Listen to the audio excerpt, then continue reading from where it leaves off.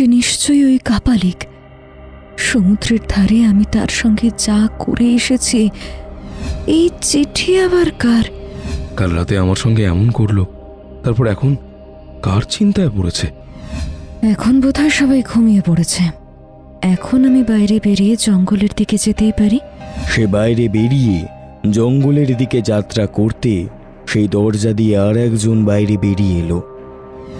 তার মানে ব্রাহ্মণ কুমারের নাম করে তুমি কপাল কুণ্ডলাকে ওই চিঠি দিয়েছিলে? সেই ব্রাহ্মণ কুমারের সঙ্গে যে কপাল কুণ্ডলার প্রণয় সম্পর্ক বেশ কিছুদিন ধরে গড়ে উঠেছে, সেদিনই আমি এই প্রতিজ্ঞা করেছিলাম, তোদের আমি ছাড়ব না। আজ থেকে আমি আর তোর কোনো পুজো নেব না। নবকুমারের মনে তখন কপাল কুণ্ডলার জন্য বিশ্বাসঘাতকের আগুন জ্বলছে। আস্তে আস্তে এগিয়ে চলল এই জঙ্গলের দিকে। কপাল কুণ্ডলাকে তুই আমার হাতে তুলে দিবি।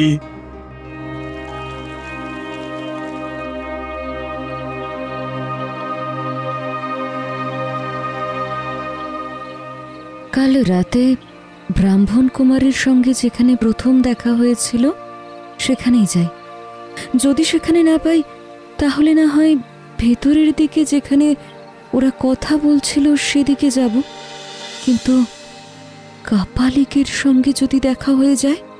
কাল রাতের সমস্ত কথা জানার জন্য কপাল কুণ্ডলা মনে মনে বেশ উদ্বিগ্ন হয়ে পড়েছিল। বিশেষ করে কাপালিকের সঙ্গে ব্রাহ্মণ কুমার কি কথা বলছিল সেটা সে জানতে চাইছিল। হ্যাঁ, কালকে এখানেই আমাদের দেখা হয়েছিল, কিন্তু এখানে তো কেউ নেই। তাহলে ওই সামনের দিকে ভাঙা ঘরের কাছে বরং একবার গিয়ে দেখি।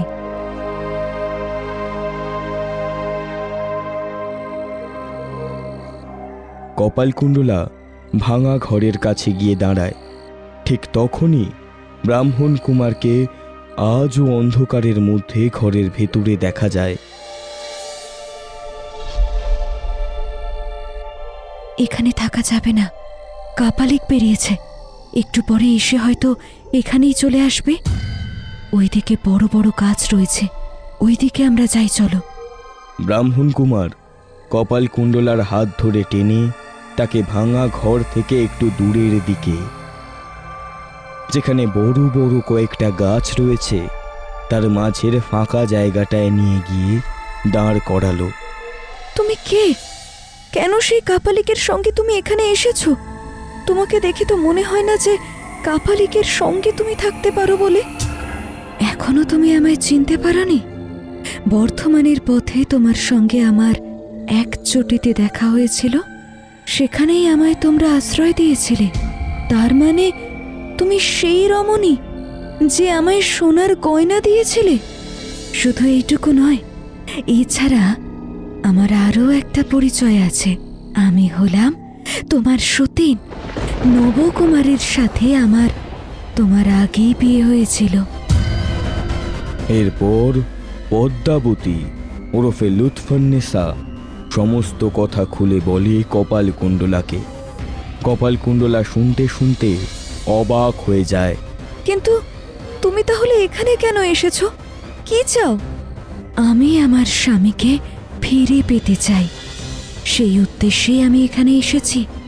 আমি চাই প্রথমে তোমার সঙ্গে তার বিবাহ বিচ্ছেদ ঘটাতে।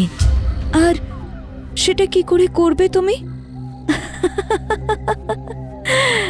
তার উপায় আছে। আমি প্রথমে তোমার সতীত্ব সম্পর্কে তার মনে সংশয় সৃষ্টি করব, তারপরে বাকিটুকু হয়ে যাবে। কিন্তু এখন আমার তাই করার ইচ্ছে নেই। আমি তোমার সঙ্গে কথা বলে ভালোভাবেই তাকে তোমার কাছ থেকে আমার করে নিতে চাই। কপাল কুণ্ডলা অবাক হয়ে তাকিয়ে রইল তার দিকে। তোমার কোনো অসুবিধা হবে না। তোমার প্রাসাদ, দাস দাসী, ধন সম্পদ সব কিছু আমি তোমায় দেব। তোমায় যেখানে বলবো তুমি শুধু সেখানে গিয়ে বাস করলে তোমার কোনো অসুবিধা হবে না। আমার কিচ্ছু চাই না। সেই সমুদ্র তীরে আমি একা একাই থাকতাম, এমনভাবেই না হয় থাকবো। কিন্তু এই কাপালিক কি চায়? সে তোমার মৃত্যু চায়। সেদিন রাতে যখন আমি জঙ্গলে ঢুকেছিলাম, তখন তোমার নাম শুনতে পেয়েছিলাম, তাই তার কাছে গিয়ে আমি বসেছিলাম। হোম শেষ করে সে তোমার অমঙ্গল কামনায় তোমার নাম উচ্চারণ করেছিল, আর তাতে আমার সঙ্গে তার সন্ধে হয়ে যায়। কিন্তু সে তোমার মৃত্যু চায়, আর আমি তোমার মৃত্যু চাই না। আসলে জীবনে অনেক পাপ করেছি, কিন্তু এমন পাপ আমি করতে পারবো না। তুমি বরং এখান থেকে চলে যাও।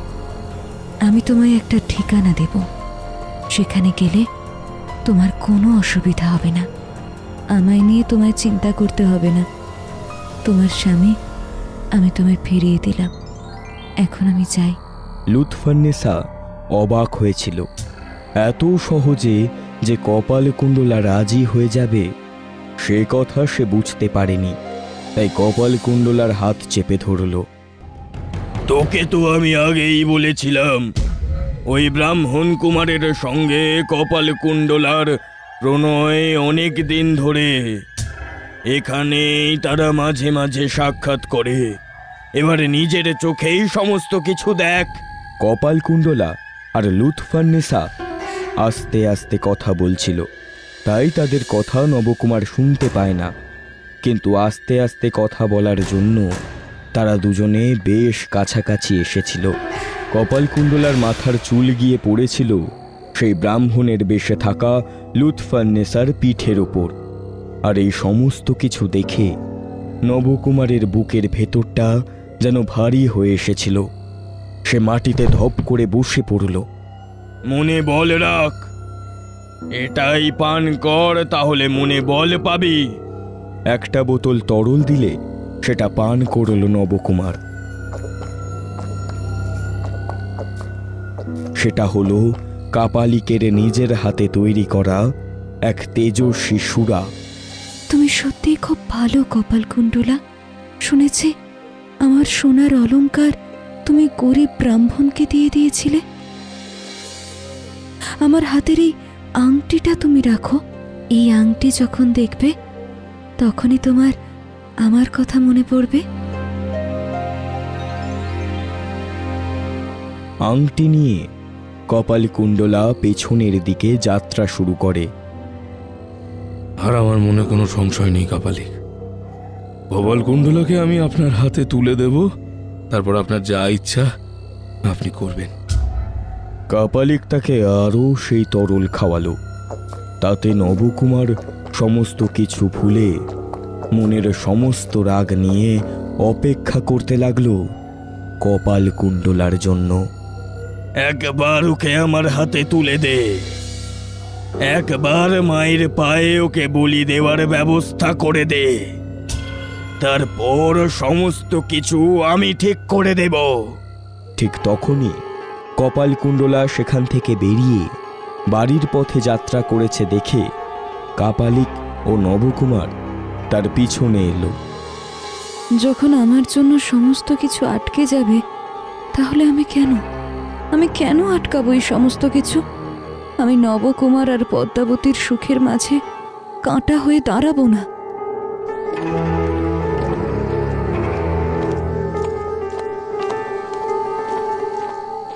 কিন্তু আমি যে জীবন বিসর্জন দিতে পারবো না, এই জীবন যে আমার নয়, এই জীবন সেই কাপালিকের প্রতিফলন করেছে।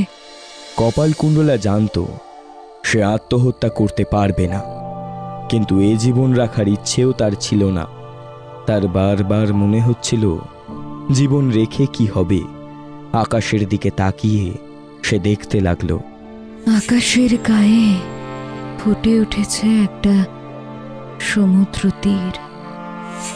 সেই সমুদ্রের জলে নৌকা ভেসে গেছে। ওই যে কাপালিক বসে পূজা করছে, ওই তো সমুদ্রের পাড়ে মায়ের মূর্তি। সমুদ্র আমায় ডাকছে। কপালকুণ্ডলা দাঁড়াও। কপালকুণ্ডলা চমকে উঠে পেছনে তাকালো। অনেক দিন হয়ে গেল নবকুমার তাকে কপাল কুণ্ডলা বলে ডাকত না, তাকে মৃন্ময়ী বলে ডাকত। সমস্ত কিছু শেষ কপাল কুণ্ডলা, তুমি এবার আমার সঙ্গে চলো। এ কথা বলে নবকুমার এগিয়ে এসে কপাল কুণ্ডলার হাত চেপে ধরল। কাপালিকের মুখে হাসি ফুটে উঠল। কাপালিক কপাল কুণ্ডলার দিকে তাকালো, চোখের দিকে তাকিয়ে থাকার পরে বলল, কপাল কুণ্ডলা, আমার সঙ্গে আয়। কপাল কুণ্ডলা আকাশের গায়ে দেখতে পেল সেই একই দৃশ্য। কাপালিক এগোতে লাগলো জঙ্গলের দিকে এবং তার পেছনে কপাল কুণ্ডলার হাত শক্ত করে চেপে ধরে থাকা নবকুমার। মনে মনে ভাবল, যেখান থেকে সব শুরু হয়েছিল সেখানেই শেষ হবে। মায়ের পায়ে দেওয়া বেলপাতা কখনো মিথ্যে কথা বলতে পারে না, কখনো না। এরপর তিনজন শ্মশানের দিকে এগোতে এগোতে জঙ্গলের মাঝে অদৃশ্য হয়ে যায় এক সময়।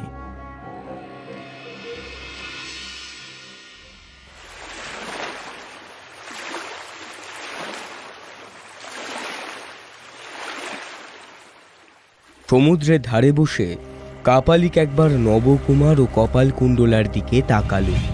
তারপর গম্ভীর গলায় বলল, আর দেরি নয়, যাও নবকুমার যাও, কপাল কুণ্ডলাকে নিয়ে স্নান করিয়ে নিয়ে এসো।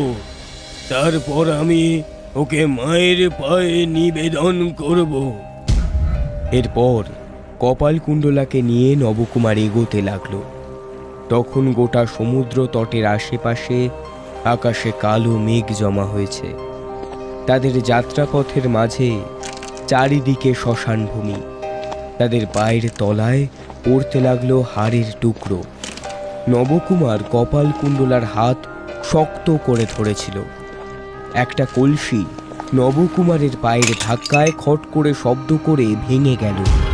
হঠাৎ করে কপাল কুণ্ডলার মনে হলো নবকুমারের গোটা শরীর কাঁপছে। এ কি তোমার শরীর এভাবে কাঁপছে কেন? তুমি কি কাঁদছো? না, আমি কাঁদছি না। রাগে আর ঘৃণায় আমার গোটা শরীরে এমন ভাবে কাঁপছে। কেন? তোমার এত রাগের কারণ কি? সে কথা তুমি জানো না? তুমি যে আমার অবিশ্বাসের কারণ হয়েছো, তুমি যে আমার হৃদয় নিয়ে খেলা করেছো, যে হৃদয়ে আমি তোমায় স্থাপন করেছি সেই হৃদয় তুমি উৎখাত করে শ্মশানে ফেলে দিয়েছো, তুমি সে কথা কিছুই জানো না? আমি অবিশ্বাসের মতো কোনো কাজ করিনি। জঙ্গলে আমি যার সঙ্গে সাক্ষাৎ করেছিলাম সে কথা যদি তুমি জানতে, তাহলে এমন কথা তুমি বলতে না। নতুন করে কিছু কি আমার জানার আছে? জঙ্গলে যার সঙ্গে তুমি সাক্ষাৎ করেছো তা আমি ভালোই দেখেছি। এই কথা শুনে কপাল কুণ্ডলা একটু মৃদু হাসে। তার মুখের দিকে তাকিয়ে নবকুমার অবাক হয়ে গেল। সত্যি করে আমায় বলো, তুমি অবিশ্বাসিনী হওনি? তুমি আমার ভালোবাসার অমর্যাদা করনি? বনের মধ্যে আমি যার সঙ্গে সাক্ষাৎ করেছিলাম সে কোনো পুরুষ মানুষ নয়, সে একজন স্ত্রীলোক। বিশেষ কারণে সে পুরুষের বেশে ছিল, আর তাকে তুমি ভালোভাবে চেনো। তোমার সঙ্গে তার পূর্বে বিবাহ হয়েছিল। সে হলো পদ্মাবতী। পদ্মাবতীর নাম শুনে নবকুমার স্তম্ভিত হয়ে পড়ল। সমস্ত আকাশ যেন তার মাথার উপর ভেঙে পড়ল। সে যে মস্ত বড় ভুল করেছে সে বুঝতে পারে। আমায় ক্ষমা করে দাও কপাল কুণ্ডলা, আমি অনেক বড় ভুল করে ফেলেছি। চলো চলো, এই মুহূর্তে আমরা বাড়ি ফিরে যাই। চলো। না, তার হয় না। আমি নিজেকে মায়ের কাছে অর্পণ করব বলে আমি এখানে এসেছি। তুমি ফিরে যাও।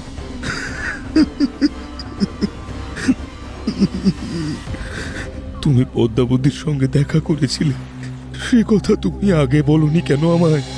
তাছাড়া বনের মধ্যে যে পুরুষ মানুষের বেশে পদ্মাবতী এমন ভাবে ওখানে এসেছিল কেন? তুমি যদি আমায় বিশ্বাস করে সে কথা জিজ্ঞেস করতে, তাহলে আমি তোমায় সব কিছুই বলতাম। কিন্তু এখন তোমায় আমি আর কোনো কিছুই বলবো না। তবে এইটুকু তুমি স্থির জেনে রেখো, আমি অবিশ্বাসিনী নই। আমি তোমার অমর্যাদা করিনি, কখনোই আমি তোমার ভালোবাসার অমর্যাদা করিনি। তবে এই শেষ, আর আমি ফিরব না। তখন নবকুমার কপালকুণ্ডলার পায়ের ওপর লুটিয়ে পড়ে বলল, ফিরে চলো, ফিরে চলো মৃন্ময়ী, ফিরে চলো। আমি আমি তোমায় ভুল ভেবেছি, আমি তোমায় অবিশ্বাস করেছি, আর আমি তোমায় অবিশ্বাস করব না। এখান থেকে আমরা ফিরে যাব। তুমি যে মুহূর্তে আমায় অবিশ্বাস করেছো সেই মুহূর্তেই আমার আত্মার মৃত্যু হয়েছে। এখন শুধু আমার শরীরের মৃত্যু বাকি। এই বলে কপালকুণ্ডলা এগিয়ে যেতে লাগলো। তার সঙ্গে সঙ্গে নবকুমার চলল। অবশেষে তারা একদম খাড়া উঁচু পাড়ে এসে উপস্থিত হলো। জলের ঢেউ পাড়ে এসে লাগছে। নবকুমার কাঁদতে কাঁদতে কপালকুণ্ডলাকে জড়িয়ে ধরতে গেল। কপালকুণ্ডলা একটু একটু করে এগিয়ে যাচ্ছে। অনেক দিন ধরে আমায় অপেক্ষা করতে হয়েছে। ওই কপালকুণ্ডলা আর ওই ব্রাহ্মণ পুত্রের জন্য আমার কত কিছু হারাতে হয়েছে। আজ সমস্ত কিছু আমি ফিরে পাবো। মা, মা, আমার দিকে মুখ তুলে তাকা। কাপালিক সমুদ্রের দিকে তাকিয়ে আধো অন্ধকারে দেখতে পেল দুজনে দাঁড়িয়ে আছে সমুদ্রের ধারে। আমার কথা তুমি বিশ্বাস করো, আমি সত্যি এসব কিচ্ছু জানতাম না। ওই কাপালিক আমায় সব ভুল বুঝিয়েছে। কপালকুণ্ডলা এই সব কোনো কথাই শুনল না। সে একভাবে তাকিয়ে রইল আকাশের দিকে। সেই সময় সমুদ্রে জলের ঢেউয়ে পাড় ভেঙে গেল। সাথে সাথে কপালকুণ্ডলাও সমুদ্রে জলে পড়ে যায়।